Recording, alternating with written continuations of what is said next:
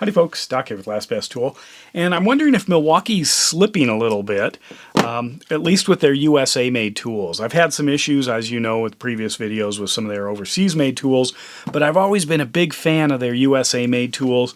They look great, they feel great, they seem to be engineered very well out of good material.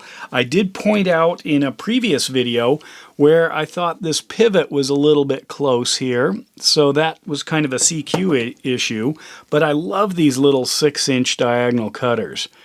Just outstanding. They actually make a 7-inch now, looks like this, to go with their 8-inch. So here's the full line of these things.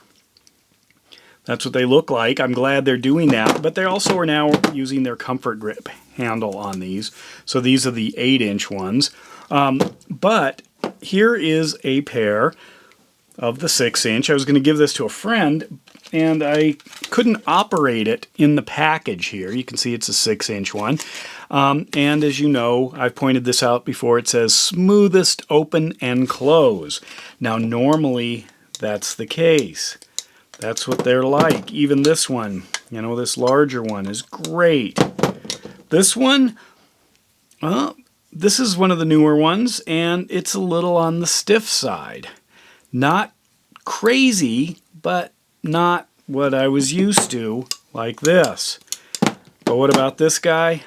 Well, check this out. Here is this is a 24 millimeter snap-on socket here. Look at that. If I throw a 30 on there, well, yeah, the 30 does open it, but it is really stiff. That's just too bad, which tells me that Milwaukee is cutting some corners, and I hate to see it. Even the finish on this just feels rough. This was my original one. I can tell by the wear on it, and then I got this one because I noticed the pivot was, or wait, I'm sorry, this is the one with the pivot. This was my original one. There's the wear, because I guess I use both these, but this is my original. First got it when it came out, love it. This was the one I got because that pivot was off and I wanted to show you that. And then this is a recent acquisition that I was going to give away, but I'm not impressed with it. And I did not select this just because it was stiff. It was just the one on the shelf. And then I also got this one because I didn't have the one in between. And I wanted to try it out. And then that one now is stiff. So 0 out of 2 today.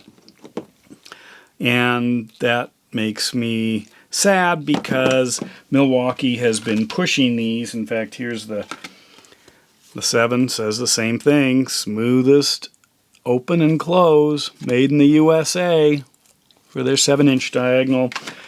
So is Milwaukee slipping a bit? Are they losing, you know, maybe some control over their American manufacturing? I mean, this is really sharp. Yeah, you could ream with it, but you know, when I go back to my original, whichever one that was, this one here, it doesn't have quite that edgy feel.